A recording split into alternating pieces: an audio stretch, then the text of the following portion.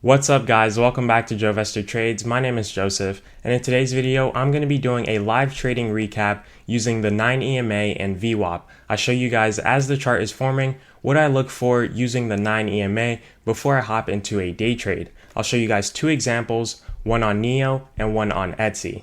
If you're going to enjoy this video, make sure to give it a thumbs up and subscribe for more trading content like this. Also, if you want to be a part of a free trading community where we can talk about any of the stocks you're interested in buying or even hopping into some of my plays, make sure to check out the Discord channel in the description down below.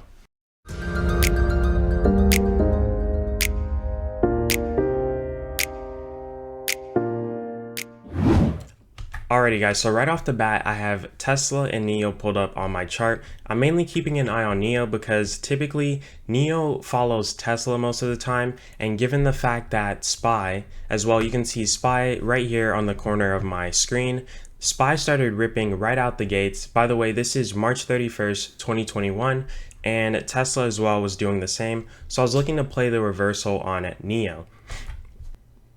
And this is where I switch NEO to my left side of the screen, and I want to pause it right here because the 9 EMA is my green line on the chart right there. That's the 9 EMA. The VWAP is this purple line, and on Thinkorswim you have an upper VWAP and lower VWAP, which doesn't really matter as much, which is the gold one and the pink one. So the VWAP is the purple line, the 9 EMA is this green line right here.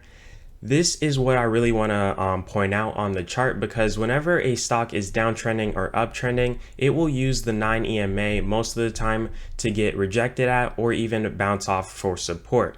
So when you're looking to play reversals on a stock, let the stock downtrend until it gives you that sign that it's reversing when it closes above the 9 EMA.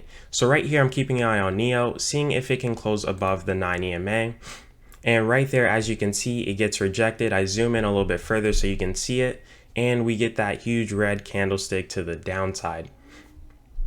So this is something I really want to emphasize. Whenever you're day trading, if a stock is falling right at the open, let it fall. Do not try to time the bottom and catch the bottom so that you get most of the move. It's better to be safe than sorry. So right here, I'm just watching NEO fall.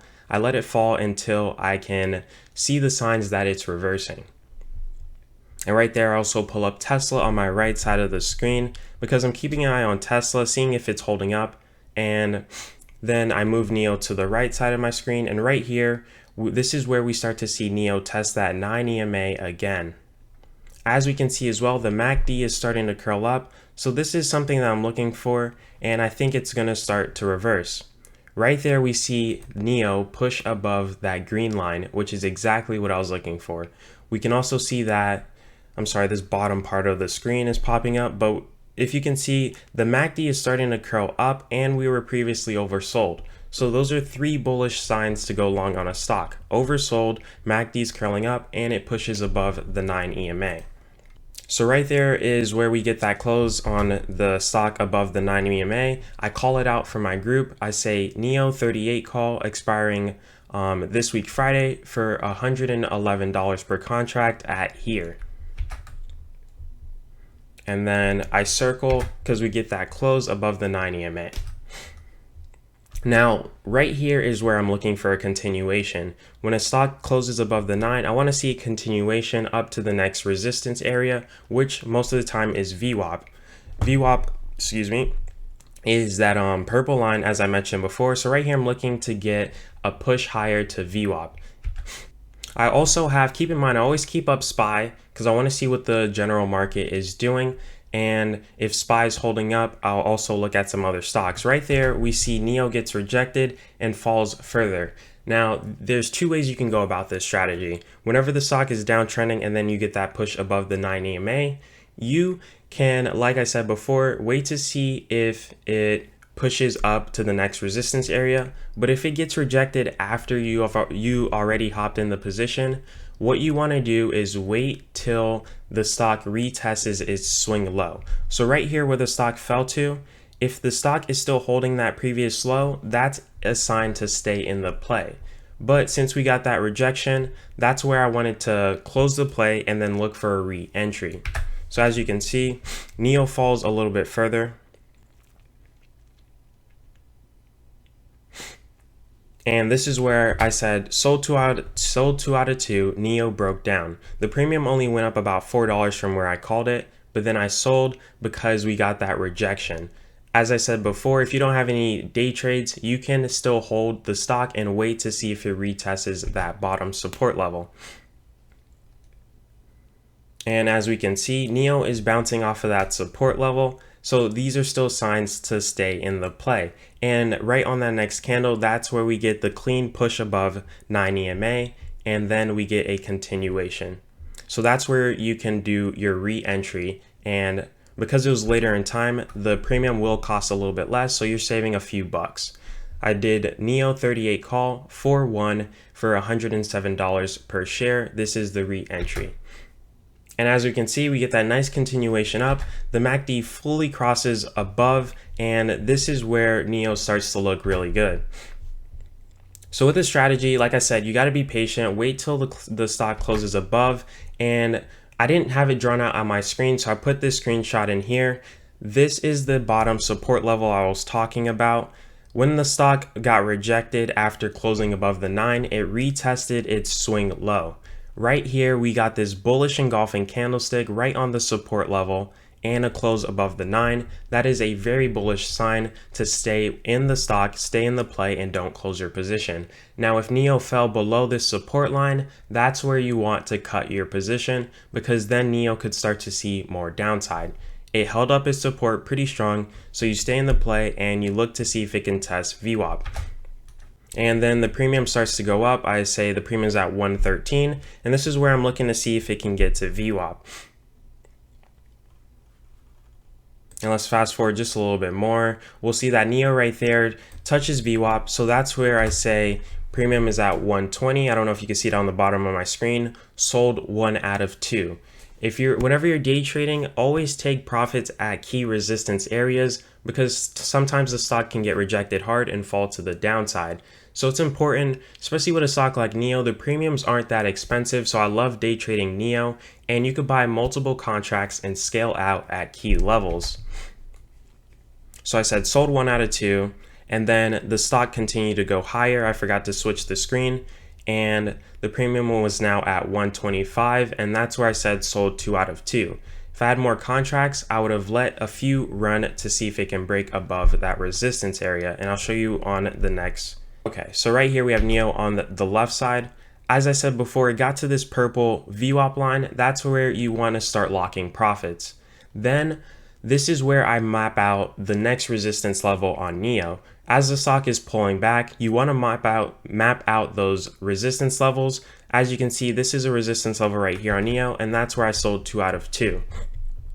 And right there at that resistance level, NEO gets rejected pretty hard. I circle it because this is very important that you want to take profits. As you can see, the MACD is starting to curl down as it's right at that resistance level. So that's the 9 EMA strategy. As you can see, it gave back a lot of profits if you didn't lock your profits. You want to let the stock downtrend at open, wait for the reversal, and then go long. Never try to time the bottom. Towards the end of this video, I'll show you guys exactly why you shouldn't try to time the bottom on these plays. The second play that I did was Etsy, and it was a put. Okay, so right here, I have Etsy on the left side. For any of you who play some of my day trade callouts, you know that I do a lot of puts because I like to find these bearish patterns and play them to the downside. Etsy right here had, right at open, started pushing up. They started stretching this upper VWAP level, then pulled back. Then they had another push up, got outside the upper VWAP level, pulled back. So I was looking for the exact same thing to do. Whenever you're day trading, look for these patterns and just be patient, wait for them to happen. So right here, Etsy is right outside the VWAP. This is where I'm starting to load up the option chain on my phone to get ready to call it for the group. Okay, and right there is where we start to see some signs of weakness on Etsy. So that's where I go ahead and call the put. I zoom in to show you guys the pattern. As you can see, it's pushing up, then pulling back. Clean pattern to follow, and that's where you want to be buying puts. So I go ahead, alert it to the group. I say Etsy 202.5 put expiring that Friday for $152 a contract. And also you can see I have SPY put up to the right. SPY is starting to break the SPY closed below the 9 EMA and starting to fall even further. So I was expecting some downside within some other stocks as well. And right here we see, this is where I want to show you guys, Etsy starts pushing back up. It bounced off the 9 EMA. As I said before, the 9 EMA can act as support when the stock is in an uptrend. So given the fact that Etsy was an uptrend, we can see Etsy bounced right off the 9 and tried to create a newer high. It slightly did, but it didn't really clear above the previous high. So I wasn't too worried about it yet. And as we can see, we get a nice red candle right there. And this is where I switch to the 5-minute. Occasionally, I'll switch to the 5-minute time frame to look at the bigger picture whenever I'm trading. And as we can see on the higher time frame, the RSI is very overbought and the MACD is very overextended. So I was pretty comfortable with keeping this put.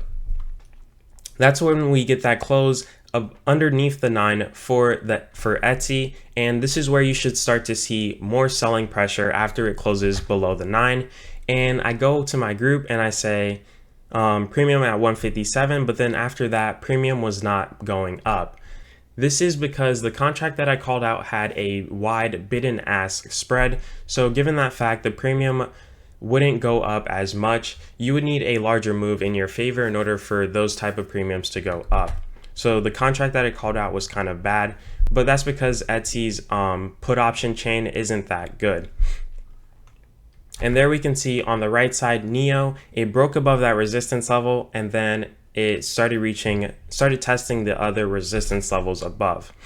But keep an eye on Etsy. This is where I said sold 2 out of 2, premium not going up, as well as if we go back to the chart, Etsy was starting to look pretty bullish before I said sold 2 out of 2. Right here we can see this candle is starting to bounce off the 9. So I got kind of scared and I just closed the play right here.